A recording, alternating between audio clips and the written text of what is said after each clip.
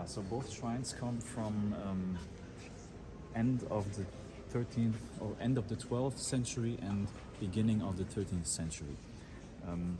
Here in the back we have the shrine of Charlemagne. So, as the name says, the bones of Charlemagne are inside.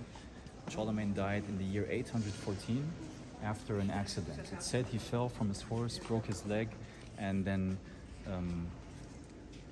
he died from a fever. Infection. Infection, right. He got infected, he died from a fever. That's a tomb also, or no? And that's not a tomb. Here you have relics. So you have, right. I'll talk about it in a second. Yeah, so Charlemagne was declared as a saint 300 years after his death. It's a bit controversial. He wasn't a typical saint. He was known as a warlord, but this was done by so-called anti-pope from South France, who was supported by Barbarossa.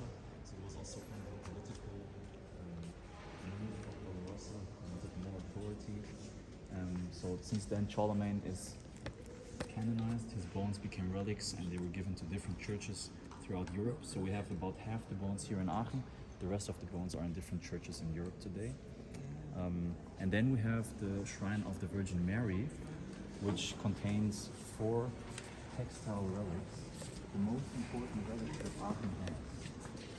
And these relics are the reason that Aachen became a destination for pilgrims.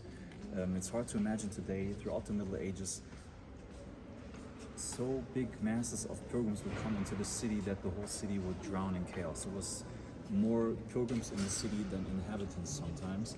And Charles IV could not be, so he came too late to his own coronation because the city was so full he couldn't enter the city for a couple days. So after his coronation he introduced a 7-year cycle, and since then, every 7 years the shrine is opened. So we do this since the 15th century, still today. The next time is in 3 years, 2028. We have a big ceremony.